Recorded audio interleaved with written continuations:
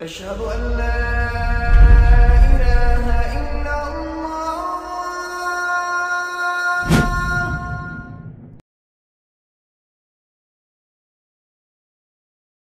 Raindrops media পরিবেশিত audio lecture series সীরাহ। এই সিরিজে আলোচিত হবে পৃথিবীর বুকে শ্রেষ্ঠতম মানুষ রাসূলুল্লাহ মুহাম্মদ সাল্লাল্লাহু আলাইহি ওয়াসাল্লামের জীবন কথা। ইন্নাল হামদালিল্লাহি ওয়াসসালাতু ওয়াসসালামু আলা রাসূলিল্লাহি ওয়া আলা আলিহি ওয়াসহাবিহি ওয়াসাল্লাম তাসলিমান কাসীরান মাজিদান ইলা ইয়াউমিদ্দিন, আম্মা বা'দ। আমরা রাসূলুল্লাহ সাল্লাল্লাহু আলাইহি ওয়াসাল্লামের শৈশব নিয়ে আগের পর্বে আলোচনা করেছি। এই পর্বে আলোচনা হবে রাসূলুল্লাহ সাল্লাল্লাহু আলাইহি ওয়াসাল্লামের যৌবনের সময়টা থেকে শুরু করে নবুয়তের আগ পর্যন্ত ঘটে যাওয়া কিছু গুরুত্বপূর্ণ ঘটনা।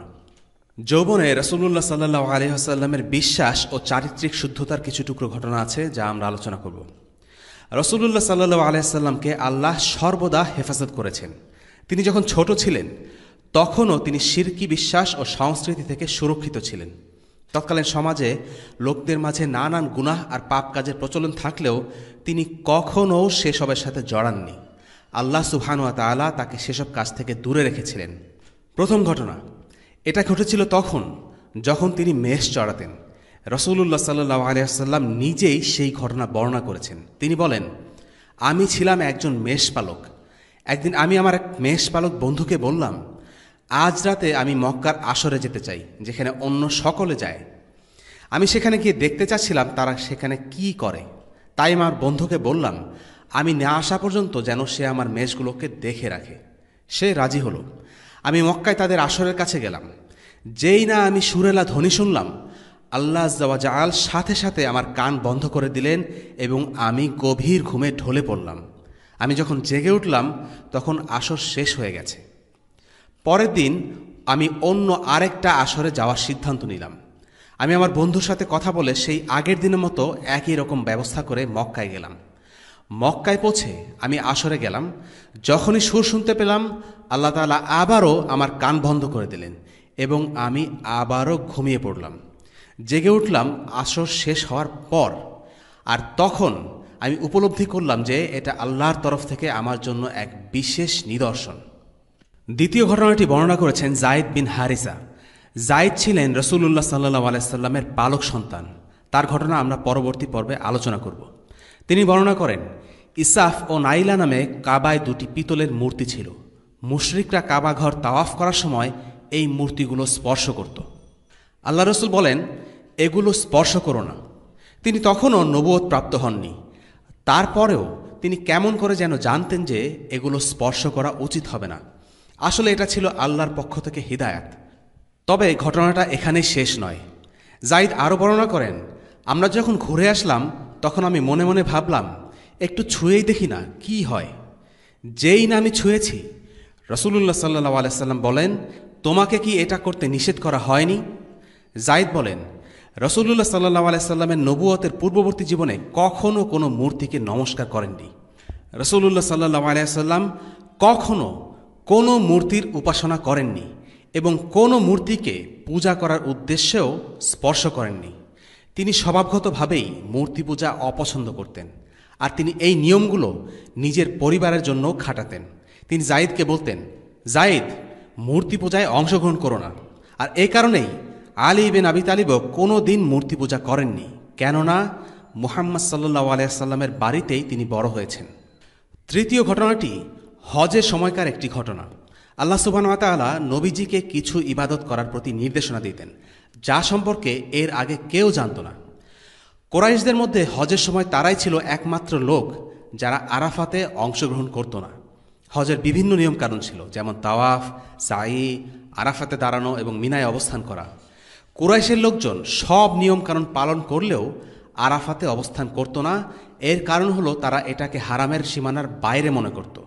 আরবের অন্য সকলে সেখানে যেত, আর কুরাইশরা তাদের বলতো, আমরা আল হারামের বাসিন্দা, আমরা কিভাবে আল হারামের বাইরে যেতে পারি। তারা আরাফাতে সীমানা পর্যন্ত গিয়ে সেখানে থেকে যেত। জুবাইর বিন মুতঈম একবার উট হারিয়ে ফেলেন। তিনি তা খুঁজতে খুঁজতে আরাফাতে গিয়ে পৌঁছান। সেখানে গিয়ে অর্থাৎ আরাফাতে মুহাম্মদ সাল্লাল্লাহু আলাইহি ওয়াসাল্লামকে দেখতে পেয়ে তিনি আশ্চর্যান্বিত হয়ে যান। সে বলে ওঠে, সে কি কুরাইশের লোক নয়? সে আরাফাতে কি করছে? আল্লাহ সুবহানাহু ওয়া তাআলা রাসূলুল্লাহ সাল্লাল্লাহু আলাইহি সাল্লামকে ফিতরাতের মাধ্যমে পথ দেখাতেন। তার অজান্তেই তাকে দিয়ে হজের একটি আহকাম পালন করিয়ে নিয়েছেন, যেটা তার গোত্রের লোকেরা করত না। মেষ পালন সকল নবীর পেশা। নবীজি সাল্লাল্লাহু আলাইহি সাল্লামের প্রথম পেশা ছিল মেষ পালন। সহিহ বুখারীর ইজারা অধ্যায়ের একটি হাদিস থেকে আমরা জানতে পারি, রাসূলুল্লাহ সাল্লাল্লাহু আলাইহি সাল্লাম বলেন, আল্লাহ এমন কোন নবী পাঠাননি যিনি মেষ পালক ছিলেন না। তার সাথীরা জিজ্ঞেস করেন, আর আপনি? তিনি বলেন, হ্যাঁ, আমিও মাঠে ভেড়া চড়াতাম আর মক্কার লোকদের কাছ থেকে এই কাজের জন্য বিনিময় নিতাম। দ্বিতীয় আরেকটি বর্ণনা আছে, সেটি সহিহ বুখারীর আম্বিয়াদের কাহিনী অধ্যায়ে। ঘটনাটি ঘটেছিল একটি জিহাদের অভিযানে। জাবির ইবনে আব্দুল্লাহ বর্ণনা করেন, আমরা আর আল্লাহ রসুল সাল্লাল্লাহু আলাইহি সাল্লাম ছিলাম আর আরাক গাছের ফল সংগ্রহ করছিলাম। রাসূলুল্লাহ সাল্লাল্লাহু আলাইহি সাল্লাম আমাদের বললেন, কালো রঙের ফলগুলো বেছে নাও, ওগুলোই সবচেয়ে ভালো। সাহাবীরা তখন জিজ্ঞেস করলেন, আপনি কি মেষ চড়াতেন ইয়া রাসূলুল্লাহ? রাসূলুল্লাহ সাল্লাল্লাহু আলাইহি সাল্লাম তখন উত্তর দিলেন, এমন কোনো নবী ছিলেন না যিনি মেষ চড়াননি। প্রসঙ্গক্রমে জেনে রাখা ভালো যে এই আরাক গাছের মূল বা শিকড় দিয়েই মিসওয়াক তৈরি করা হয়। আরবিতে কাবাসা এবং বাংলায় পিলু গাছ বলা হয়। তৃতীয় আরেকটি হাদিস আছে মুসনাদে ইমাম আহমদে। সেই হাদিসে বলা হয়েছে, মূসাকে যখন পাঠানো হয়েছিল তখন তিনি ছিলেন রাখাল, যখন দাউদকে পাঠানো হয়েছিল তখন তিনি ছিলেন রাখাল, আর রাসূলুল্লাহ ছিলেন আইজাদ উপত্যকার রাখাল। এরপরে তিনি রাসূল হয়েছেন। বিস্ময়কর ব্যাপার হলো, প্রত্যেক নবী একজন মেষপালক ছিলেন। আল্লাহ তাআলা সব নবীকেই এই কাজটির মধ্য দিয়ে প্রশিক্ষণ দিয়েছেন। মেষ চড়ানোর এই কাজ থেকে নবীগণ অনেকগুলো শিক্ষা লাভ করেছিলেন। প্রথমত, সবচেয়ে গুরুত্বপূর্ণ শিক্ষাটি হল দায়িত্ববোধ। রাসূলুল্লাহ সাল্লাল্লাহু আলাইহি সাল্লাম বলেন, তোমরা সকলেই হলে মেষপালক এবং তোমরা তোমাদের পালের ব্যাপারে দায়িত্ববান। উদাহরণস্বরূপ, মুসলিমদের জন্য দায়িত্বশীল হলেন তাদের ইমাম, পরিবারের জন্য দায়িত্বশীল পরিবারের কর্তা ইত্যাদি। প্রত্যেক ব্যক্তি কোনো না কোনো কিছুর ব্যাপারে বা অন্যের ব্যাপারে দায়িত্বশীল। একজন মেষপালক সাধারণত ভেড়ার মালিকের চাকরি করে, তাই তারা ভেড়ার মালিকের কাছে পশুদের ব্যাপারে জবাবদিহি করতে বাধ্য থাকে। মালিকের কাছে গিয়ে এই কথা বলার সুযোগ নেই যে, ভুল হয়ে গেছে, আমি আপনার একটা ভেড়া হারিয়ে ফেলেছি। ভেড়া যদি নিজের দোষেও হারিয়ে যায়, তবুও তার জন্য মেষপালকই দায়ী থাকবে। তার দায়িত্বে থাকা অবস্থায় ভেড়া যা কিছুই হোক, তার দায়ভার মেষপালকের। দুর্ঘটনা কেন ঘটেছে, কিভাবে ঘটেছে, তা মুখ্য নয়। একজন নেতার জন্য দায়িত্বশীলতা অতীব গুরুত্বপূর্ণ বিষয়। নেতা তার দলের ব্যাপারে দায়িত্বশীল। আল্লাহ তাআলা নবীদেরকে উম্মতের নেতা হিসেবে প্রেরণ করেছেন, তাই তারা উম্মার জন্য হিসাব দিতে বাধ্য থাকবেন। এছাড়াও রাসূলুল্লাহ সাল্লাল্লাহু আলাইহি সাল্লামের নবুয়তের আগেই তার মধ্যে আমরা দায়িত্ববোধের পরিচয় দেখতে পাই। আমরা জানি, মা ও দাদার মৃত্যুর পর রাসূলুল্লাহ সাল্লাল্লাহু আলাইহি সাল্লামকে বাবার আদর দিয়ে বড় করেছেন তার চাচা আবু তালিব। আর আল্লাহ রসুল সাল্লাল্লাহু আলাইহি সাল্লাম যখনই স্বাবলম্বী হতে শুরু করলেন, তখন থেকেই তিনি চাচার সংসারের ভার নিজের কাঁধে নেওয়া শুরু করেন। চাচা আবু তালিবের সন্তান আলী ইবনে আবু তালিবকে রাসূলুল্লাহ সাল্লাল্লাহু আলাইহি সাল্লাম নিজ ঘরে বড় করেছেন। এটা হচ্ছে তার দায়িত্ববোধের আরেকটা দৃষ্টান্ত। দ্বিতীয়ত, মেষপালন তাদেরকে ধৈর্যের শিক্ষা দেয়। ভেড়াদেরকে মাঠে চড়ানো একটি সময় সাপেক্ষ ব্যাপার। তারা খুবই ধীরস্থির প্রাণী, সময় নিয়ে আস্তে আস্তে সব কিছু করে। মেষপালককেও তাদের জন্য অপেক্ষা করতে হয়। কখনো ভেড়াগুলো নিজেদের মধ্যেই মারামারি লাগিয়ে দেয়, আবার কখনো একে অপরের সাথে খেলা করে। কিন্তু মেষপালককে ধৈর্য ধরে সব কিছু খেয়াল রাখতে হয়। সে তাদেরকে এ কথা বলতে পারবে না যে, আমার দেরি হয়ে যাচ্ছে, তোমরা তাড়াতাড়ি করো। ভেড়ারা তাদের মর্জি অনুযায়ী ঢিলেমি করবে। মেষপালকেরা সাধারণত সকালে বের হয় আর ফেরে সন্ধ্যাবেলায়, সূর্য অস্ত যাবার সময়। আল্লাহ তাআলা সকল নবীকে মেষপালকের দায়িত্ব দিয়ে গড়ে তুলেছেন, যেন তাদের মধ্যে ধৈর্যের অনুশীলন গড়ে ওঠে, যেন তারা উম্মতের ব্যাপারে ধৈর্য ধারণ করতে পারেন। নবী মূসা আলাইহিস সালামের সাথে তার উম্মতের লোকেরা যা করেছিল তা ছিল রীতিমতো অসহনীয়।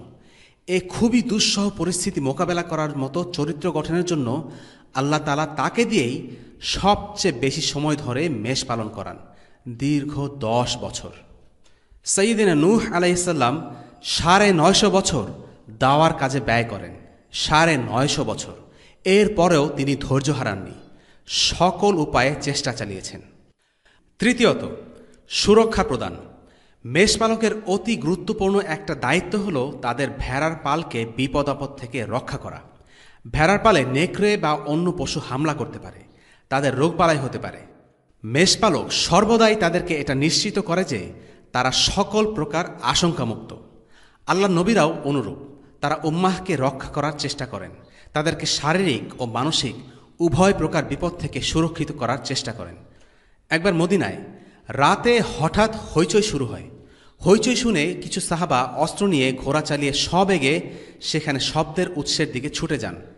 তারা সেখানে পৌঁছে আশ্চর্য হয়ে দেখলেন যে রাসূলুল্লাহ সাল্লাল্লাহু আলাইহি সাল্লাম ইতোমধ্যেই সেখান থেকে ফিরছেন আর তাদেরকে বলছেন সবকিছু ঠিক আছে।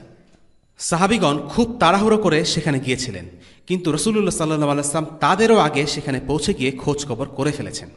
রাসূলুল্লাহ সাল্লাল্লাহু আলাইহি সাল্লাম মুসলিম উম্মাহকে সম্ভাব্য সকল বিপদ সম্পর্কে সাবধান করে দিয়েছেন, এমনকি ভবিষ্যতে যেসব বিপদ আসবে যেমন দাজ্জাল, সে সম্পর্কেও সতর্ক করে গেছেন। 4 নম্বর পয়েন্ট, দূরদৃষ্টি অর্জন। এই পশুগুলো থাকে মাটির খুব কাছাকাছি এবং তাদের দৃষ্টিসীমা খুবই সীমিত। সামান্য দূরে কি আছে তারা সেটা দেখতে পায় না। চোখের সামনে ছোটখাটো বস্তুও তাদের দৃষ্টি আটকে দিতে যথেষ্ট। ওপাশে কি আছে তারা বুঝতে পারে না। অন্যদিকে একজন মেষপালকের দৃষ্টিসীমা ভেড়ার তুলনায় বহু গুণে বিস্তৃত। বিপদ আসার অনেক আগেই সে ভেড়াগুলোকে সতর্ক করে দিতে পারে। নবী এবং তাদের অনুসারীদের বিষয়টিও ঠিক এমন। বিপদ ঘটার আগেই নবীরা তাদের উম্মাহকে বিপদ সম্পর্কে সতর্ক করে দেন, কেননা তাদেরই আছে অন্তর্দৃষ্টি এবং দূরদৃষ্টি। রাসূলুল্লাহ সাল্লাল্লাহু আলাইহি ওয়াসাল্লাম বলেন, আমার এবং তোমাদের মধ্যে তুলনা হলো এই যে আমি আগুনের পাশে দাঁড়িয়ে আছি এবং তোমরা আগুনের দ্বারা আকৃষ্ট হচ্ছ এবং এতে লাফ দিচ্ছ। আমি তোমাদের কাপড় টেনে তোমাদেরকে টেনে হিঁচড়ে সেই আগুন থেকে বাঁচাবার চেষ্টা করছি, আর তোমরা আগুনে ঝাঁপ দেওয়ার জন্য আমার কাছ থেকে নিজেদেরকে ছুটিয়ে নিচ্ছ। সাধারণ মানুষের সাথে নবীদের পার্থক্য হলো এই, নবীরা বিপদ আঁচ করতে পারেন, কিন্তু আমরা তা পারি না। হতে পারে ভেড়াদের রক্ষা করার জন্য মেষপালক তাদেরই কাউকে লাঠি দিয়ে আঘাত করল, তবে এখানে আঘাত করা উদ্দেশ্য নয়, বরং তাদের ভালোর জন্যই এই আঘাতটা দরকার। যখনই আল্লাহ নবীগণ উঠে দাঁড়ান আর মানুষকে কঠিনভাবে সতর্ক করেন, তার অর্থ এই নয় যে তারা খুব রূঢ় কিংবা আবেগবর্জিত, বরং প্রকৃতপক্ষে তারা উম্মার ব্যাপারে অত্যন্ত যত্নবান। রাসূলুল্লাহ সাল্লাল্লাহু আলাইহি সাল্লাম একদিন মসজিদের মিম্বারে দাঁড়িয়ে বললেন, আমি তোমাদেরকে জাহান্নামের আগুন থেকে সতর্ক করছি, আমি তোমাদেরকে জাহান্নামের আগুন থেকে সতর্ক করছি, আমি তোমাদেরকে জাহান্নামের আগুন থেকে সতর্ক করছি। হাদিসের বর্ণনাকারী বলেন, নবীজির কণ্ঠস্বর তীব্র থেকে তীব্রতর হচ্ছিল। বাজারের লোকেরা পর্যন্ত মসজিদ থেকে রাসূলুল্লাহ সাল্লাল্লাহু আলাইহি সাল্লামের কণ্ঠস্বর শুনতে পাচ্ছিল। 5 নম্বর পয়েন্ট, সাধারণ জীবনযাপন। মেষপালকদের জীবন সহজ, সরল, সাদাসিধে। তার তেমন কোনো বিষয়পত্রও নেই, মার্সিডিজ বেঞ্চ, টেলিভিশন কিংবা ফ্রিজ নেই।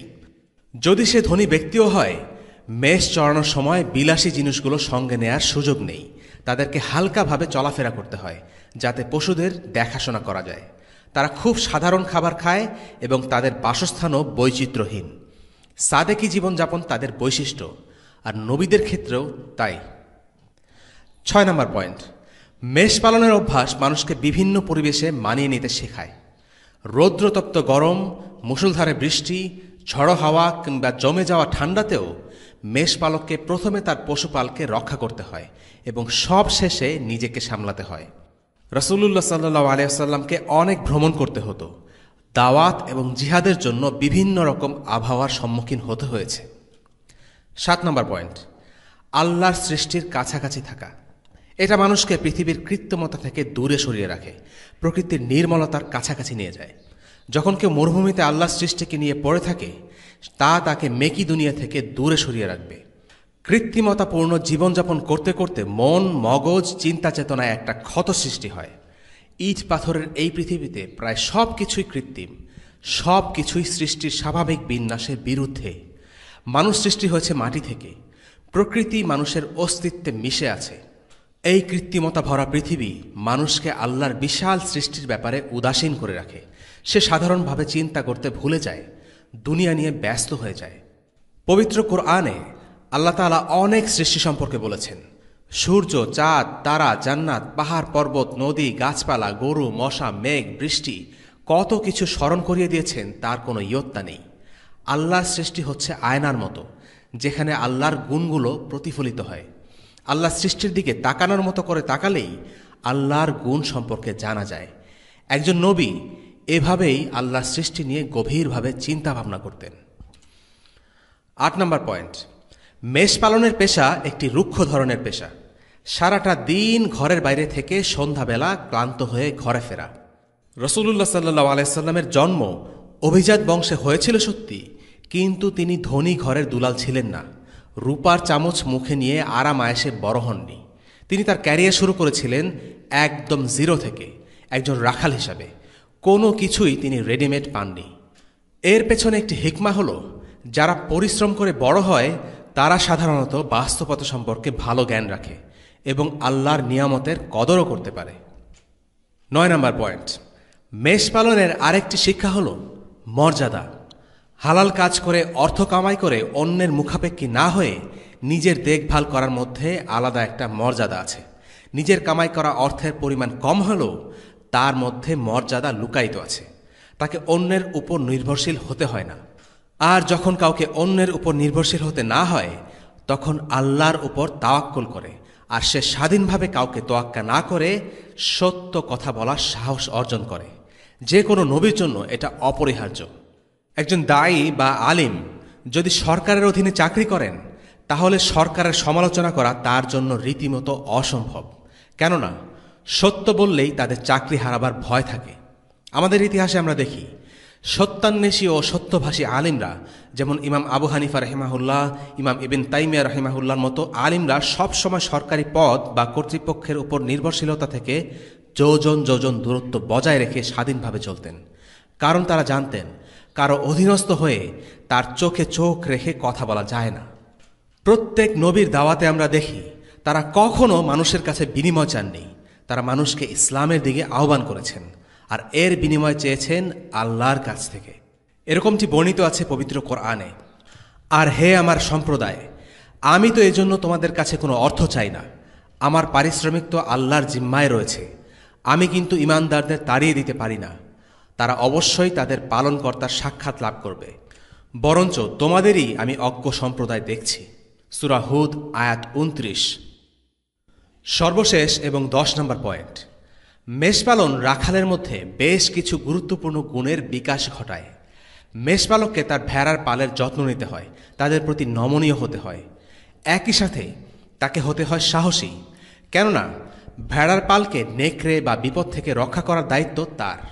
একদল ভেড়াকে সারাদিন দেখাশোনা করার কাজটা সুটেড বুটেড কোনো কর্পোরেট জব নয়, বরং এটা মাটি আর কাদার মাঝে কাজ।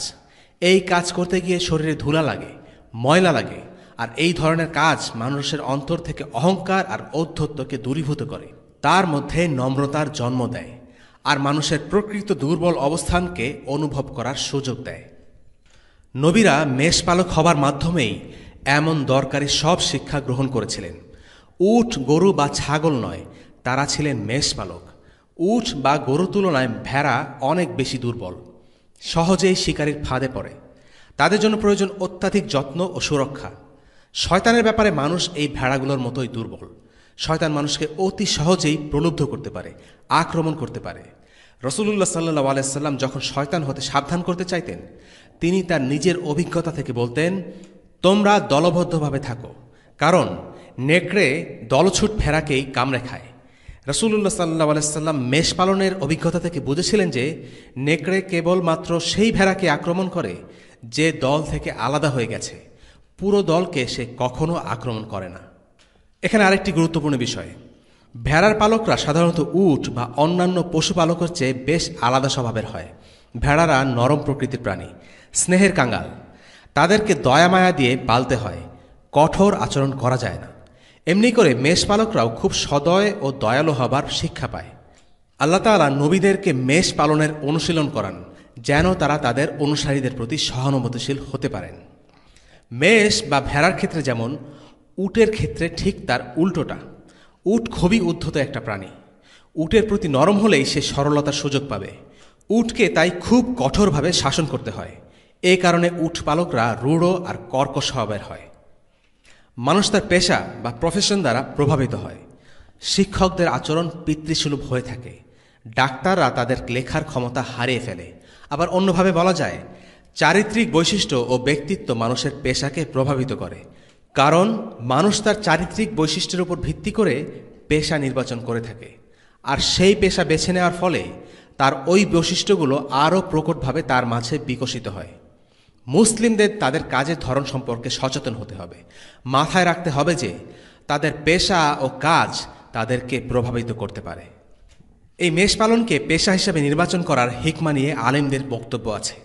যেমন ইবনে হাজার আল আসকালানি ছিলেন সালাফাস সালেহিনদের সময়কার একজন প্রসিদ্ধ আলেম।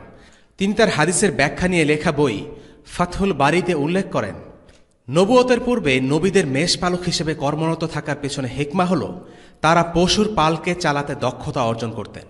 কেননা পরবর্তীতে তাদের নিজ নিজ জাতির পরিচালনা করার দায়িত্ব নিতে হবে। পশুপালন একজন মানুষকে সহনশীল ও দয়ালু হওয়ার শিক্ষা দেয়, ধৈর্যের শিক্ষা দেয়। যখন একজন মেষপালক তার পশুর পালকে এক স্থানে জড়ো করে কিংবা পুরো পালকে এক জায়গা থেকে আরেক জায়গায় নিয়ে যায়, তখন তাকে তাদের সকলের বৈশিষ্ট্য ও স্বভাবের দিকে খেয়াল রাখতে হয়।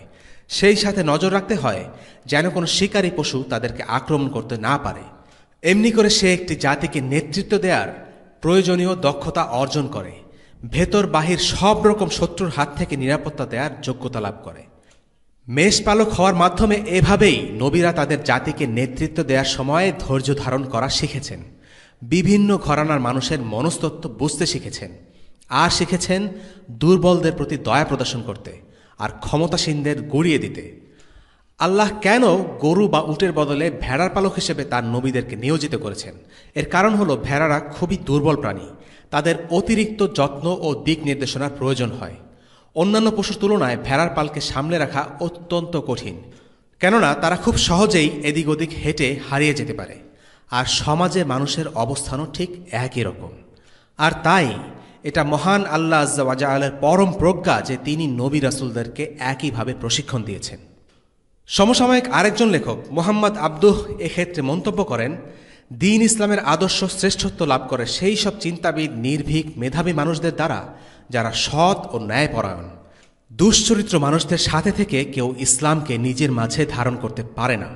মুসলিমদের জন্য এটা খুবই জরুরি যে তারা মানুষের স্বভাবজাত সদ্গুণকে নিজের মধ্যে ধারণ করার চেষ্টা করবে।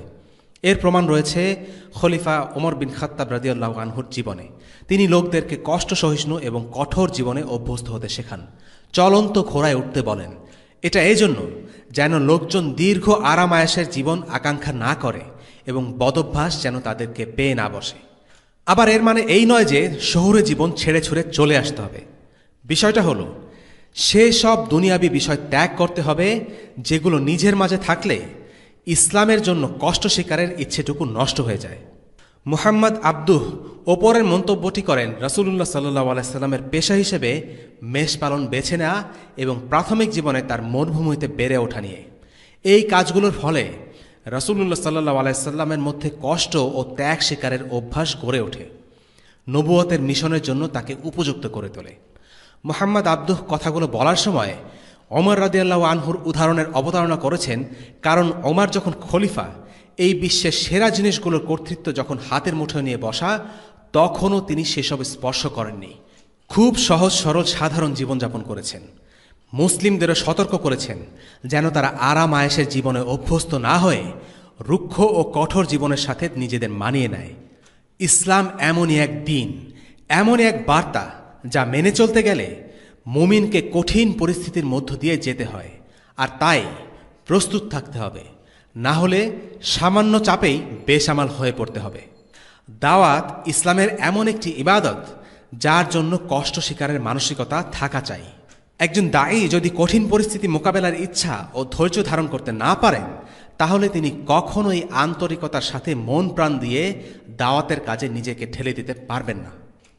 এই ছিল মোটামুটি মেষ পালন এবং তার পেছনে হিকমা নিয়ে আলোচনা। এবার আমরা ফিরে যাই রাসূলুল্লাহ সাল্লাল্লাহু আলাইহি সাল্লামের কৈশোরের আরেকটি ঘটনা, ফিজার যুদ্ধ।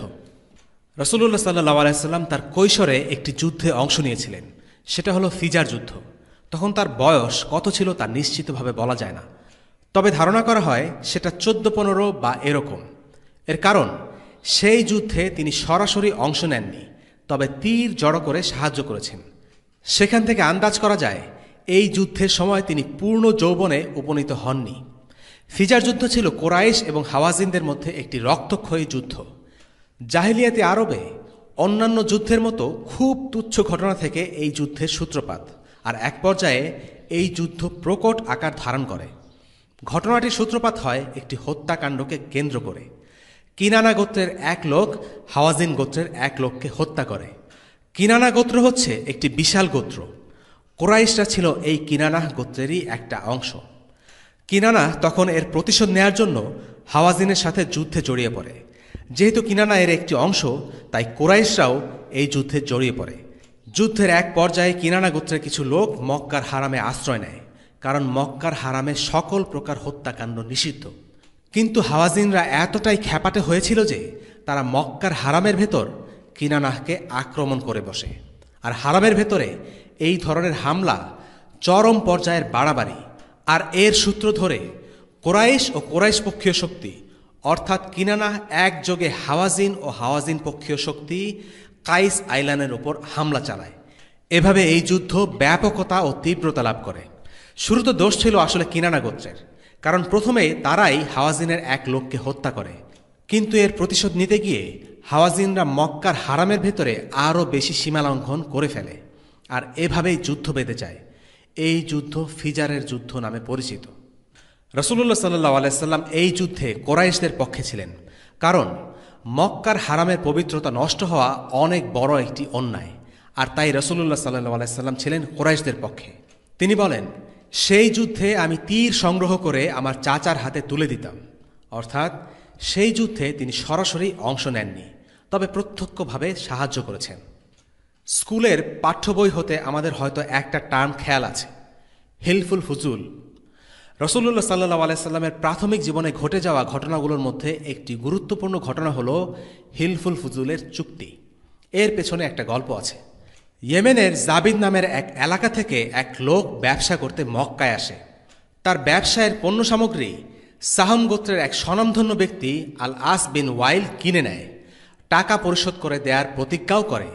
কিন্তু কিছু সময় পর গড়িমসি আরম্ভ করে, লোকটাকে পাওনা বুঝিয়ে দিতে অস্বীকৃতি জানায়। ইয়েমেনি লোকটি মক্কায় ভিনদেশী। আল আস আশা করেছিল যে লোকটি হয়তো কিছুদিনের মধ্যে চলে যাবে, আর সেই সুযোগে আল আস তার টাকা আত্মসাৎ করবে। কিন্তু ইয়েমেনি লোকটি এত সহজে গেল না। সে হক আদায় না করে নড়বে না। মক্কায় মানুষের ভিড়ের মাঝে গিয়ে সে দৃষ্টি আকর্ষণ করার চেষ্টা শুরু করল। হে মক্কাবাসী, আমি তোমাদের দেশে এসে জুলুমের শিকার হয়েছি, অন্যায়ের শিকার হয়েছি।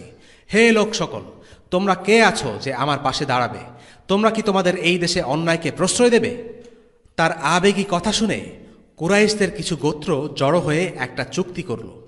চুক্তির কথা ছিল, মক্কার দুর্বল ও নিপীড়িত মানুষের অধিকার কেউ ছিনিয়ে নিতে পারবে না। চুক্তিতে অংশ নেয়া গোত্রগুলোর একটি ছিল নবীজি সাল্লাল্লাহু আলাইহি সাল্লামের পরিবার। নবীজি সাল্লাল্লাহু আলাইহি সাল্লাম সেই সময় কিশোর, কিন্তু আব্দুল মুত্তালিব তাকেও সভায় নিয়ে যান। সভা অনুষ্ঠিত হয় আব্দুল্লাহ ইবনে জাদানের বাড়িতে। সে ছিল খুবই উদার প্রকৃতির মানুষ, অন্যের প্রতি সহানুভূতিশীল, মানুষের অধিকারের ব্যাপারে সোচ্চার। তার সম্মানে সে বাড়িতেই তারা সভার আয়োজন করল।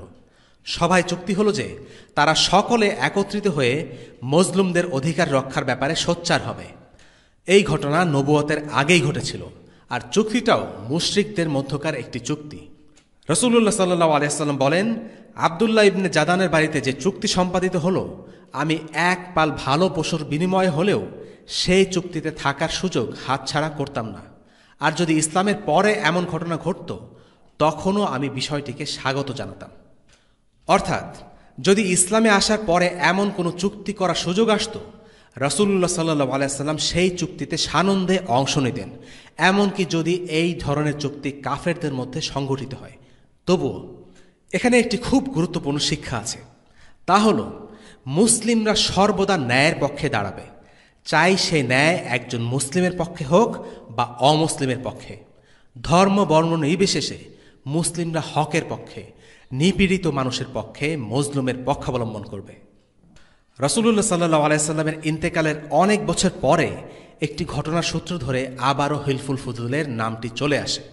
ঘটনাটা ঘটেছিল হুসাইন বিন আলী ইবিন আবু তালিব রাদিয়াল্লাহু আনহু এবং আল ওয়ালিদ ইবনে উকবা ইবিন আবি সুফিয়ানের মধ্যে। ওয়ালিদ ছিল মদিনার গভর্নর। সে তার ক্ষমতার জোরে অন্যায়ভাবে হুসাইনের কিছু সম্পত্তি দখল করে নেয়। হুসাইন রাদিয়াল্লাহু আনহু ওয়ালিদের কাছে গিয়ে বললেন, শোনো, হয় তুমি আমার প্রাপ্য আমাকে ফেরত দেবে, নয়তো আমি মসজিদের দিকে গিয়ে হিলফুল ফুজুলের ঘোষণা দেব, লোকদেরকে আমি হিলফুল ফুজুলের কথা স্মরণ করিয়ে দেব। আবদুল্লাহ ইবনে জুবাইর বিন আওয়াম রাদিয়াল্লাহু আনহু সে সময়ে ওয়ালিদের সাথেই ছিলেন। হুসাইনের মুখে হিলফুল ফুজুলের কথা শুনে তিনি বলে উঠলেন, তবে আমিও আল্লাহর শপথ করে বলছি, যদি হুসাইন হিলফুল ফুজুলের ডাক দেয়, আমি আমার তরবারি উন্মুক্ত করব এবং তার পক্ষ নেব। যতক্ষণ সে ন্যায় বিচার না পাচ্ছে আমরা যুদ্ধ করতে থাকব। সে ন্যায় বিচার পেলেই তবেই আমরা থামব, নতুবা যুদ্ধ করতে করতে আমরা শহীদ হয়ে যাব। এই কথা পরে আরও কিছু মানুষের কানে গেল। তারাও উত্তেজিত হয়ে একই রকম বিবৃতি দিল। ওয়ালিদ বুঝতে পারল যে পরিস্থিতি মোটেও সুবিধার নয়, তাই সে তড়িঘড়ি করে হুসাইনের প্রাপ্য তাকে বুঝিয়ে দেয়। এই ঘটনার শিক্ষণীয় দিক হল, মুসলিমরা কারও প্রতি কখনো জুলুম সহ্য করে না। তৎকালীন সময়ে মুসলিমরা একজন মুসলিম নেতা ওয়ালিদ ইবিন উতবার অধীনে ইসলামী শাসন ব্যবস্থার মধ্যেই বাস করত। তবুও তারা হকের জন্য তাদের নেতার বিরুদ্ধে দাঁড়িয়েছিল। শাইখ মুহাম্মদ গাজ্জালি এই ব্যাপারে মন্তব্য করেন, এই চুক্তি অর্থাৎ হিলফুল ফুজুল আমাদের সামনে একটি বিষয় তুলে ধরে, রাত যত গভীর হোক না কেন, শাসক যতই অত্যাচারী হোক না কেন, উন্নত চরিত্র সব সময়ই কিছু না কিছু মানুষের মধ্যে বিদ্যমান থাকবে। তারা সুবিচার ও ন্যায়ের জন্য উঠে দাঁড়াবে। আল্লাহ তাআলা ভালো কাজে সহযোগিতা করাকে একজন মুসলিমের উপর একান্ত কর্তব্য হিসেবে নির্ধারণ করেছেন। وتعاونوا على البر والتقوى ولا تعاونوا على الإثم والعدوان واتقوا الله إن الله شديد العقاب। সৎকর্ম ও তাকওয়ায় তোমরা পরস্পরের সহযোগিতা করো, মন্দ কর্ম ও সীমালঙ্ঘনে পরস্পরের সহযোগিতা করো না, আর আল্লাহকে ভয় করো, নিশ্চয়ই আল্লাহ কঠোর শাস্তিদাতা। সূরা আল মাইদা আয়াত 2। যে কোনো মুসলিম দলের জন্য হিলফুল ফুজুল বা এ ধরনের কোনো চুক্তিতে অংশগ্রহণ বৈধ, কেননা এ সকল চুক্তির আসল উদ্দেশ্যই হল জুলুমের অপসারণ, যা পালনের মাধ্যমে ইসলামী একটি দায়িত্বের বুনিয়াদ দৃঢ় হয়। মুসলিমদের জন্য অন্য ধর্মবিশ্বাসীদের সাথে জুলুমের অপসারণ কিংবা জালিমের বিরুদ্ধে অবস্থান নেয়ার উদ্দেশ্যে চুক্তি করা বৈধ, যদি সেখানে ইসলামের জন্য এবং মুসলিমদের জন্য কোনো কল্যাণ থেকে থাকে। যেহেতু রাসূলুল্লাহ সাল্লাল্লাহু আলাইহি সাল্লাম ইসলামের আগমনের পরেও এই ধরনের চুক্তিতে যোগ দেওয়ার ইচ্ছা প্রকাশ করেছেন, সুতরাং তা মুসলিমদের জন্যও বৈধ। তাহলে হিলফুল ফুজুল থেকে আমরা কি কি শিক্ষা পাই? প্রথম শিক্ষা, ইসলাম ইনসাফের কদর করে। ইসলাম এমন একটা মূল্যবোধ যা সর্বাবস্থায় প্রশংসনীয়, যেটা মুসলিমরা করুক অথবা অমুসলিমরা করুক। হিলফুল ফুজুল ইসলাম পূর্ব জাহিলি যুগের একটা ঘটনা, কিন্তু তবুও রাসূলুল্লাহ সাল্লাল্লাহু আলাইহি সাল্লাম সেটা প্রশংসা করেছেন। তার মানে ইনসাফ হলো এমন একটা কাজ যা আপেক্ষিক বিষয় নয়, বরং স্থান কাল পাত্র ছাড়িয়ে এটা একটা প্রশংসনীয় কাজ। দ্বিতীয় শিক্ষা, হিলফুল ফুজুল থেকে আমরা আরও দেখতে পাই, জাহিলিয়াতের সেই অন্ধকার যুগেও কিছু ভালো মানুষ ছিল। সেই হানাহানি আর বিচারহীনতার সংস্কৃতিতেও এমন কিছু মানুষ ছিল যারা সুবিচার চাইত, যদিও তারা ছিল কাফের। হিলফুল ফুজুল হল জাহিলিয়াতের মরুভূমিতে এক চিলতে মরুদ্যান। তবে মানুষের মধ্যে কল্যাণবোধ বা কল্যাণকামিতা থাকার অর্থ এই নয় যে এই কল্যাণবোধই তাদের দুনিয়া ও আখিরাতের জীবনের জন্য যথেষ্ট, যেমনটা আজকালকার হিউম্যানিস্ট বা মানবতাবাদীরা বিশ্বাস করে। তারা মনে করে প্রতিটি মানুষ যদি ভালো হয়ে যায় তাহলেই দুনিয়ার জীবন খুবই সুখী সুন্দরভাবে চলবে। কিন্তু এই ধারণা কেবল অবাস্তবই নয়, ভুলও বটে। কারণ মানুষ যখন ভালো এবং মন্দের সংজ্ঞা বানায়, তখন সে নিজের সুবিধা আর স্বার্থের কথা মাথায় রেখেই সেই সংজ্ঞা তৈরি করে। আবার তারা নিজেরাই এই সংজ্ঞা একসময় বদলে ফেলে। এর কারণ হচ্ছে মানুষের মধ্যে সহজাতভাবে কল্যাণবোধ যেমন আছে, তেমনি আছে স্বার্থপরতা, সংকীর্ণতা আর পক্ষপাতিত্ব। আর তাই মানুষের বিবেক মানুষকে পুরোপুরি সঠিক পথের সন্ধান দিতে পারে না। মানুষের ভালো মন্দের সংজ্ঞা আপেক্ষিক বা রিলেটিভ। স্থান কাল পাত্র ভেদে বদলে যায়। এই সংজ্ঞা পরম বা অ্যাবসোলিউট কিছু নয়। অন্যদিকে আমরা মুসলিমরা বিশ্বাস করি পূর্ণাঙ্গ গাইডেন্স বা চূড়ান্ত সফলতার পথ আমরা চিনতে পারব একমাত্র রিসালাতের আলোয়। আল্লাহ রসুল সাল্লাল্লাহু আলাইহি সাল্লাম যে হুদা বা পথ নির্দেশ নিয়ে এসেছেন সেটা অনুসরণ না করলে দুনিয়া এবং আখিরাতে শান্তি প্রতিষ্ঠিত হবে না। ইসলাম এসেছে মানুষের সহজাত কল্যাণবোধকে সঠিক দিকে পরিচালিত করতে এবং তার সহজাত দুর্বলতাকে কাটিয়ে উঠতে। তৃতীয় শিক্ষা, কাফিরদের মধ্যে কিছু মানুষ থাকে যারা সুবিচারের প্রত্যাশী। তারা তাদের সরকার দ্বারা সংঘটিত অন্যায় ও অত্যাচারের বিরোধী। এ ধরনের কোনো ব্যক্তি বা দলের সাথে মুসলিমরা ন্যায় প্রতিষ্ঠার উদ্দেশ্যে এক হয়ে কাজ করতে পারে, তবে এর সাথে কিছু শর্ত জড়িত আছে। তা হল, এই ঐক্য ইসলাম ও মুসলিমদের স্বার্থে হতে হবে। নিজেদের আকীদা ও নৈতিকতার ধ্বংস ডেকে আনে এমন ঐক্যে মুসলিমরা বিশ্বাসী নয়। নিজেদের আইডেন্টিটি বা মুসলিম পরিচয় বিলীন হয়ে যাবে এমন ঐক্যে মুসলিমরা জড়াতে পারবে না। এই প্রসঙ্গে সাম্প্রতিক কালের একটা উদাহরণ উল্লেখ্য। গত কয়েক বছর ধরে পুরো বিশ্বে, বিশেষ করে আমেরিকা ও পশ্চিম ইউরোপে সমকামিতাকে বৈধতা দেওয়ার জন্য জোর প্রোপাগান্ডা চলে আসছে। অনেকগুলো মানবাধিকার গোষ্ঠী ও মিডিয়া এই ধরনের সম্পর্ককে স্বাভাবিক ও সহজাত প্রমাণের জন্য আন্দোলন করছে। সমকামিতা এমন একটি সম্পর্ক যা খোদ পশ্চিমা বিশ্বের অনেক মানুষ বাঁকা চোখে দেখে এবং এর স্বীকৃতি দেয় না। এই কারণে লিবারেল, সেকুলার, কমিউনিস্ট এবং ধর্মবিদ্বেষী দলগুলো একটি প্রোপাগান্ডা চালু করেছে। তা হল, সমকামীরা নির্যাতিত, অধিকার বঞ্চিত এবং একঘরে হয়ে পড়েছে, কিন্তু তারাও মানুষ আর তাদেরকে প্রাপ্য অধিকার দিতে হবে। সমস্যা হচ্ছে, এই প্রোপাগান্ডার ফাঁদে পা দিয়ে অনেক মুসলিম এই লিবারেল দলগুলোর সাথে হাত মিলিয়েছে সমকামীদের তথাকথিত অধিকার নিশ্চিত করার উদ্দেশ্যে। মুসলিম হয়ে তারা সমকামীদের বিয়ের বৈধতার পক্ষে। তাদের যুক্তি হল সমকামীরা নির্যাতিত, অন্যায়ের শিকার। ঠান্ডা মাথায় দেখলেই বোঝা যাবে এই ধরনের যুক্তিতে ভুলটি কোথায়। সমকামিতা হলো একটি গুনাহ বা পাপ, এটা কারো অধিকার নয়। কোনো ধর্মই সমকামিতাকে স্বীকৃতি দেয় না, আর ইসলামও কোনো গুনাহ বা পাপ করাকে কারো অধিকার বলে মনে করে না। সমকামিতার পক্ষে দাঁড়ানোর অর্থ হল এই পাপের বৈধতা দেওয়া, এই পাপকে সমাজে স্বাভাবিক ও গ্রহণযোগ্য হিসেবে স্বীকৃতি দেওয়া। আর নিঃসন্দেহে ইসলাম কাউকে এই অধিকার দেয় না। কোনো কাজকে বৈধতা দেওয়ার অধিকার কেবল আল্লাহ সুবহানাহু ওয়া তাআলার। আমরা কেবল সেই সব অধিকারের জন্য আন্দোলন করতে পারি যেগুলোর বৈধতা আল্লাহর কিতাব ও রাসূল সাল্লাল্লাহু আলাইহি সাল্লামের সুন্নাহর মাঝে আছে। সমকামিতা একটা জঘন্য গুনাহ। মুসলিমরা কখনো চাইবে না মুসলিমদের মাঝে এই গুনাহ ছড়িয়ে থাক, এমনকি অমুসলিমদের মধ্যেও এই গুনাহর প্রসার লাভ করুক। এটা কোনো মুসলিম চাইতে পারে না। মুসলিমরা এমন কিছুকে সমর্থন করতে পারে না যার বৈধতা শরীয়তে নেই। দুর্ভাগ্যক্রমে একদল মুসলিম যারা দিন সম্পর্কে তেমন কোনো জ্ঞানই রাখে না, তারা এই ধরনের ফাঁদে পা দিচ্ছে, নিজেদের নৈতিকতা আর বিশ্বাসকে কম্প্রোমাইজ করছে। লক্ষ্য করুন, নিজেদের বিশ্বাসের ব্যাপারে কিন্তু লিবারেল বা সেকুলাররা কোনো ছাড় দিচ্ছে না। যদি তাদের বলা হয় বহুবিবাহ মুসলিমদের অধিকার, কাজেই তোমরা এই অধিকার আদায়ের জন্য মুসলিমদের পক্ষ নিয়ে এক হয়ে আন্দোলন করো, তাহলে কিন্তু কোনো লিবারেল বা সেকুলার গ্রুপ এগিয়ে আসবে না, কারণ তারা তাদের নীতিতে অটল। অথচ পরাজিত মানসিকতার মুসলিমরা, যাদের আমরা মডারেট মুসলিম বলে থাকি, তারাই আগ বাড়িয়ে নিজেদের নীতিতে ছাড় দিচ্ছে, ইসলামকে কাটছাঁট করছে, পাপের কাজে সায় দিয়ে নিজেদের মুসলিম পরিচয়ে নিজেরাই কালিমা লাগাচ্ছে। চতুর্থ শিক্ষা, একজন মুসলিমের উচিত সমাজে ইসলাম ও মুসলিমদের ব্যাপারে একটি ইতিবাচক ইমেজ তৈরিতে সচেষ্ট হওয়া। একজন মুসলিমের উচিত নিজের এমন একটি ব্যক্তিত্ব গড়ে তোলা যার কল্যাণ ও ইতিবাচক প্রভাবের জন্য মানুষ তাকে সম্মান করে। আমরা দেখতে পাচ্ছি, যখন ইসলামের আবির্ভাব হয়নি তখনও আল্লাহ রাসূল সাল্লাল্লাহু আলাইহি সাল্লাম ছিলেন সবার মাঝে সেরা। তাকে বলা হতো আল আমিন, সেই বিশ্বস্ত ব্যক্তি। মানুষ তাকে ভালোবাসত, তাকে সম্মান করত। তার সাথে মানুষ শত্রুতা করেছে, তার বিরুদ্ধে যুদ্ধ করেছে, কিন্তু তার চরিত্র নিয়ে একটিও বাজে কথা কখনো বলতে পারেনি। এই সুযোগ তিনি তাদের কখনো দেননি।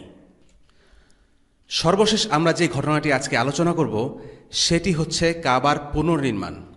এই ঘটনাটি ঘটেছিল রাসূলুল্লাহ সাল্লাল্লাহু আলাইহি সাল্লাম এবং খাদিজা রাদিয়াল্লাহু আনহার মধ্যে বিয়ের পরে, নবুয়তের কয়েক বছর আগে। তবে আমরা এই পর্বে এই ঘটনাটি বর্ণনা করছি। পরবর্তী পর্বে আমরা রাসূলুল্লাহ সাল্লাল্লাহু আলাইহি সাল্লামের বিয়ে ও পারিবারিক জীবন নিয়ে আলাদাভাবে আলোচনা করব। রাসূলুল্লাহ সাল্লাল্লাহু আলাইহি ওয়াসাল্লামের নবুয়ত প্রাপ্তির আগে একটি গুরুত্বপূর্ণ ঘটনা ঘটেছিল। একবার আল কাবা বন্যা কবলিত হয়। আল কাবার অবস্থান একটি নিচু উপত্যকায় পর্বতরাজির মাঝে।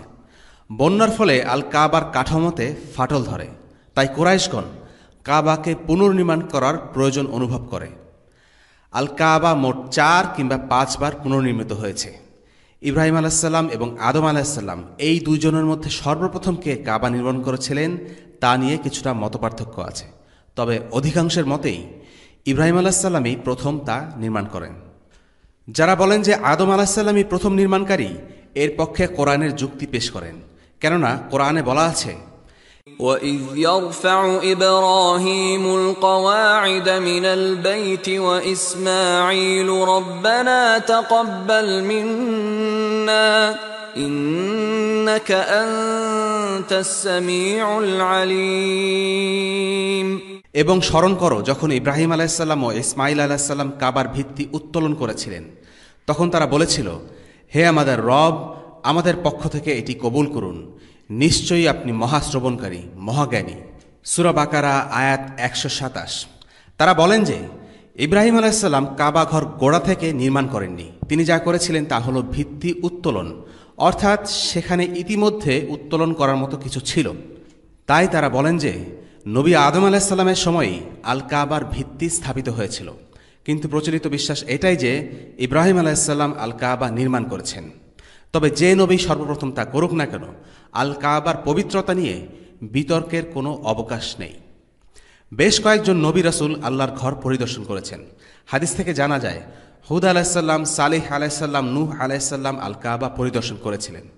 এছাড়াও জানা যায় ঈসা আলাইহিসসালাম যখন পুনরায় পৃথিবীর বুকে প্রত্যাবর্তন করবেন, তখন তিনি হজ করবেন। সুতরাং এটি হয় আদম আলাইহিসসালাম অথবা ইব্রাহিম আলাইহিসসালাম নির্মাণ করেছেন, কিন্তু আল্লাহকে স্মরণের জন্য এটিই প্রথম নির্মিত ঘর। إن أول بيت وضع للناس للذي ببكة مباركا وهدى للعالمين। নিঃসন্দেহে সর্বপ্রথম ঘর যা মানুষের জন্য নির্ধারিত হয়েছে সেটাই হচ্ছে এই ঘর, যা মক্কায় অবস্থিত, বরকতময় এবং বিশ্ববাসীর জন্য পথ প্রদর্শক। সূরা আলে ইমরান আয়াত 96। সুতরাং আমরা যা বলছিলাম, মক্কা বন্যাপ্লাবিত হওয়ায় কাবা ঘর দ্বিতীয়বার নির্মাণের প্রয়োজন হয়। কুরাইশরা এটিকে পুনর্নির্মাণ করতে চেয়েছিল, তাই কাবা ঘরের পুরনো ইমারতটি ভেঙে ফেলার প্রয়োজন পড়ল। কিন্তু তারা কেউই এই পদক্ষেপটি নিতে সাহস পাচ্ছিল না। তারা তাদের সব যন্ত্রপাতি নিয়ে আল কাবার চারপাশে অপেক্ষা করছে, কিন্তু কেউই সামনে গিয়ে এটি ভাঙ্গার কাজটি শুরু করতে যাচ্ছিল না। সেই সময়ে মুশরিক হওয়া সত্ত্বেও তারা আল কাবাকে এতটা শ্রদ্ধা ও সম্মান করত। তারা সত্যি সত্যি আল্লাহকে ভয় পেত। তারা বিশ্বাস করত যে এটি ভেঙে ফেললে মারাত্মক বিপদ হতে পারে। অতঃপর তাদের মধ্যে একজন বলল যে সে এই কাজটি শুরু করবে। তাই পরদিন ভোরে সে তার পুত্রদের নিয়ে আল কাবার পাথরসমূহ সরাতে শুরু করল আর বলতে থাকল, হে আল্লাহ, তুমি ভয় পেও না, আমরা তোমার ভালো চাই। এখানে লক্ষণীয় আল্লাহ সম্পর্কে তাদের ভ্রান্ত বিশ্বাস। তারা ভাবত যে এসব বলে তারা আল্লাহকে শান্ত করছে। আল্লাহ সুবহানাহু ওয়া তাআলা সব কিছু জানেন। মানুষ কেন কোন কাজটা করছে তাকে মুখে বলে দেওয়ার প্রয়োজন নেই, তিনি অন্তরের খবর রাখেন। মক্কার মুশরিকরা আল্লাহকে বিশ্বাস করত ঠিকই, কিন্তু তার গুণাবলীকে অনুধাবন করতে পারত না। এরপর আল কাবার দেয়ালগুলোকে নামিয়ে ফেলা হয়। তখন মক্কার অদূরে অবস্থিত লোহিত সাগর বন্দরে রোমের একটি জাহাজ নোঙর করে। তারা সেই জাহাজের কিছু কাঠ নিয়ে আসে। ওই জাহাজে আগত এক রোমান নির্মাতার সাহায্যে আল কাবার পুনর্নির্মাণ সম্পন্ন করে। জাহাজ থেকে নিয়ে আসা ওই কাঠ দিয়েই প্রথমবারের মতো আল কাবার ছাদ নির্মিত হয়েছিল। কুরাইশরা খুব ভালোভাবে জানত যে সুদের অর্থে ভালো কিছু নেই, আর তারা সিদ্ধান্ত নিয়েছিল যে শুধুমাত্র হালাল অর্থ দিয়েই আল কাবার নির্মাণ কাজ সম্পাদিত হবে।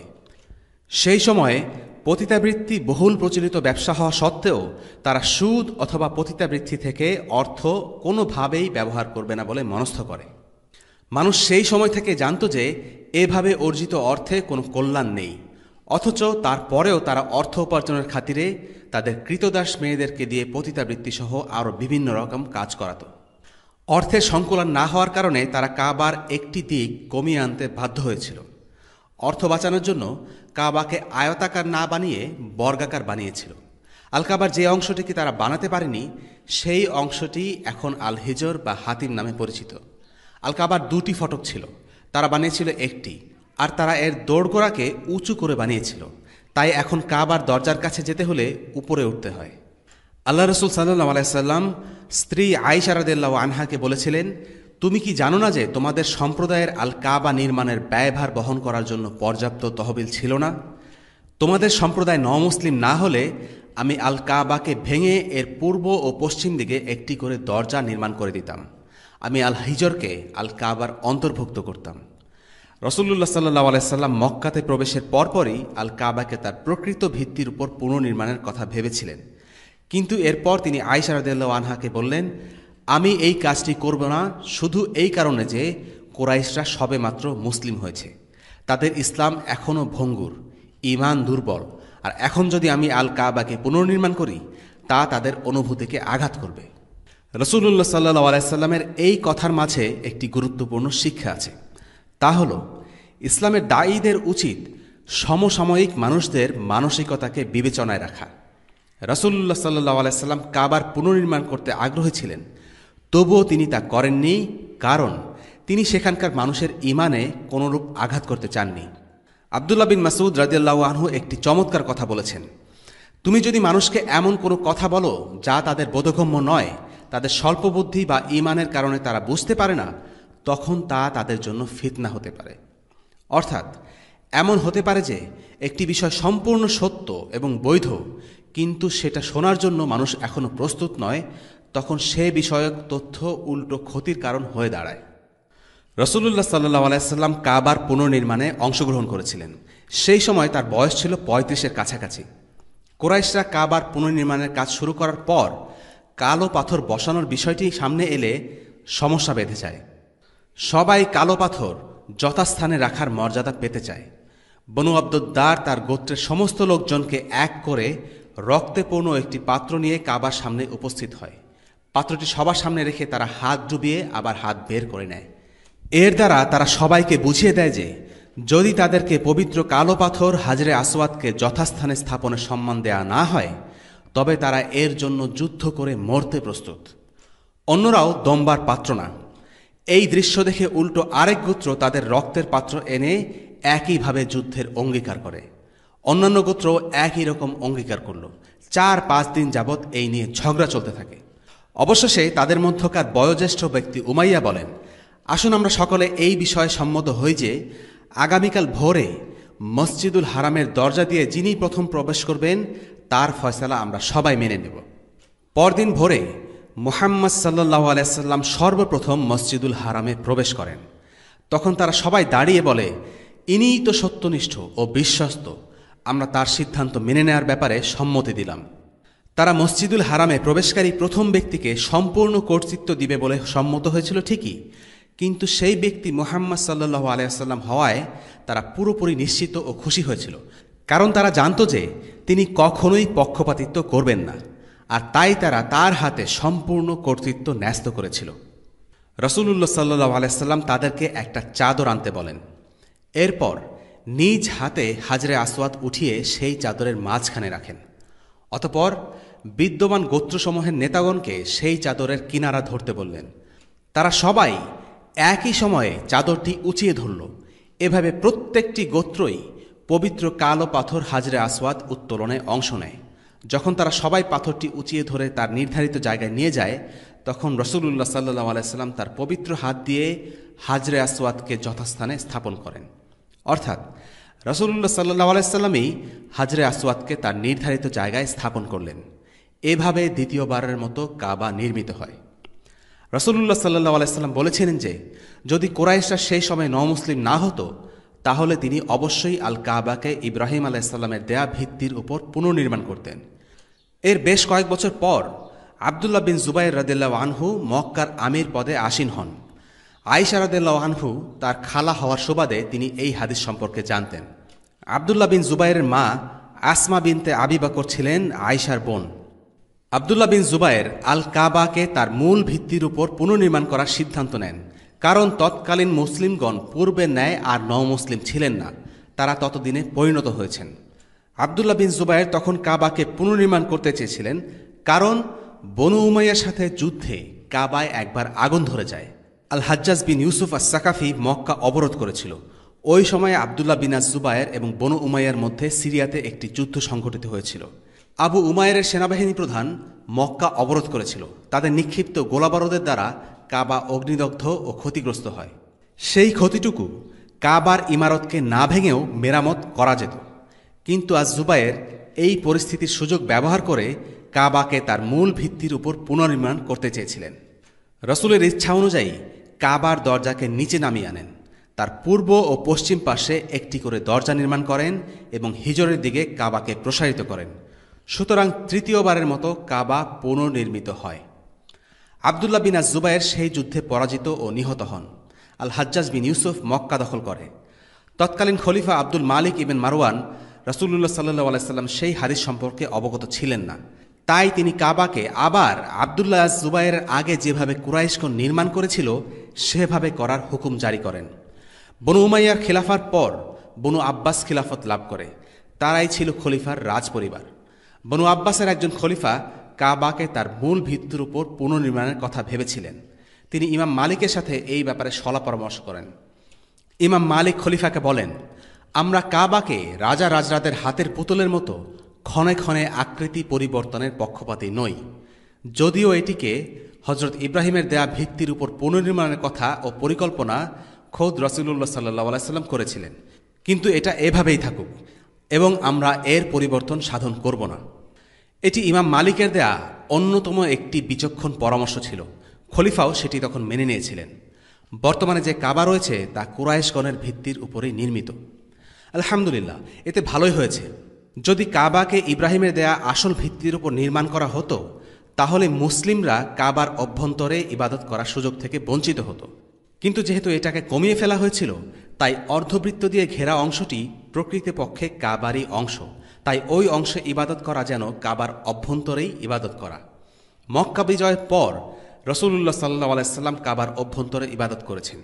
সময়ের সাথে সাথে কাবার উচ্চতাকে বাড়ানো হয়েছে, কিন্তু এর জায়গার পরিবর্তন হয়নি। যে পাথরগুলো দিয়ে কাবা নির্মাণ করা হয়েছে সেগুলো সেই সব পাথরের অবশিষ্টাংশ যা ইব্রাহিম আলাইহিস সালাম ব্যবহার করেছিলেন। তবে সবগুলো নয়, কিছু পাথর পরবর্তীতে কুরাইশ এবং অন্যরা সংযোজন করেছে। তবে খেয়াল করে দেখুন, কোনো রাজা কিংবা রাষ্ট্রপ্রধান ছাড়া কাবার অভ্যন্তরে কিন্তু এখন ঢোকা অসম্ভব। সুতরাং এই ঘটনার পিছনে নিশ্চয়ই আল্লাহর হিকমা ছিল যে মুসলিমরা যেন সহজে কাবার ভিতরে গিয়ে ইবাদত করতে পারে। আমরা যদি হজ বা উমরা করতে যাই, আমরা সেখানে সুযোগ নিয়ে ইবাদত করতে পারি। আর সেই হাজরে আসওয়াদ ছিল সেই পাথর যা ইব্রাহিম আলাইহিস সালাম ব্যবহার করেছিলেন। এই পাথরটিকে ঘিরে অনেক গল্প কাহিনী প্রচলিত আছে। কেউ কেউ বলেন এটি জান্নাতে তৈরি হয়েছে। তিরমিজির এক হাদিসে বর্ণিত আছে যে কালো পাথরটি আসলে সাদা ছিল, যা পরবর্তীতে পাপী আদম সন্তানদের স্পর্শের কারণে কালো রং ধারণ করেছে। অন্য হাদিসে এসেছে এই পাথরটি স্পর্শ করলে গুনাহ মাফ হয়। এটি কাবার একমাত্র অংশ যাকে চুম্বন করা হয় এবং দূর থেকে যার দিকে ইঙ্গিত করা হয়। কেউ কেউ আবার ইয়েমেনি কোণের দিকেও ইঙ্গিত করে থাকে, কিন্তু তা সঠিক নয়। কাবা প্রদক্ষিণ করার সময় অথবা তাওয়াফ করার সময় ইয়েমেনি কোণকে স্পর্শ করা যেতে পারে, কিন্তু সেটির দিকে ইঙ্গিত করা বা অভিবাদন করা ঠিক না। এটি শুধুমাত্র পবিত্র কালো পাথরকেই করা উচিত। এই ছিল কাবার ইতিহাস। কাবা পুনর্নির্মাণে রাসূলুল্লাহ সাল্লাল্লাহু আলাইহি সাল্লামের ভূমিকা থেকে দুটি বিষয় লক্ষণীয়। এক, কুরাইশদের চোখে রাসূলুল্লাহ সাল্লাল্লাহু আলাইহি সাল্লামের উচ্চ মর্যাদা। রাসূলুল্লাহ সাল্লাল্লাহু আলাইহি সাল্লাম ছিলেন বিশ্বস্ত, নির্ভরযোগ্য আর সবার আদরের একজন মানুষ। কিন্তু ইসলামের দাওয়াত দেওয়ার সাথে সাথে কুরাইশদের আচরণ বদলে যায়, আর সূচনা হয় তাওহীদ বনাম শিরকের সেই প্রাচীন সংঘাত। দুই, রাসূলুল্লাহ সাল্লাল্লাহু আলাইহি সাল্লামের বুদ্ধিমত্তা। নবুয়তের পূর্ব থেকেই আল্লাহ রাসূলুল্লাহ সাল্লাল্লাহু আলাইহি সাল্লামকে সঠিক পথে পরিচালিত করেছেন এবং তাকে সুবিচার করার গুণে গুণান্বিত করেছিলেন। আরবদের মধ্যে কথায় কথায় যুদ্ধ লেগে যেত। সেরকম একটি যুদ্ধ লেগে যাবার মুহূর্তে তিনি সবাইকে শান্ত করেছিলেন আর এমন একটি সমাধান প্রস্তাব করেছিলেন যা সকলের পছন্দ হয়। এটি দেখিয়ে দেয় রাসূলুল্লাহ সাল্লাল্লাহু আলাইহি সাল্লাম নবুয়তের পূর্ব থেকেই একজন জ্ঞানী ও বিচক্ষণ ব্যক্তি ছিলেন। আগামী পর্বে ইনশাআল্লাহ যা আলোচনা করা হবে তা হলো রাসূলুল্লাহ সাল্লাল্লাহু আলাইহি সাল্লামের সাথে খাদিজা রাদিয়াল্লাহু আনহার বিয়ে, ওরিয়েন্টালিস্টদের অভিযোগের জবাব এবং রাসূলুল্লাহ সাল্লাল্লাহু আলাইহি সাল্লামের পালিত পুত্র যায়েদ বিন হারিসার গল্প। ওয়াসাল্লাল্লাহু আলা সাইয়্যিদিনা মুহাম্মদ ওয়া আলা আলিহি ওয়াসহাবিহি ওয়াসাল্লাম। আলহামদুলিল্লাহি রাব্বিল আলামিন। আসসালামু আলাইকুম ওয়া রাহমাতুল্লাহি ওয়া বারাকাতুহু। রেইনড্রপস মিডিয়ার অন্যান্য প্রজেক্ট সম্পর্কে জানতে ভিজিট করুন www.raindropsmedia.org অথবা ফেসবুক পেজ www.facebook.com/raindropsmedia অথবা ইউটিউব চ্যানেল www.youtube.com/raindropsmediaorg2015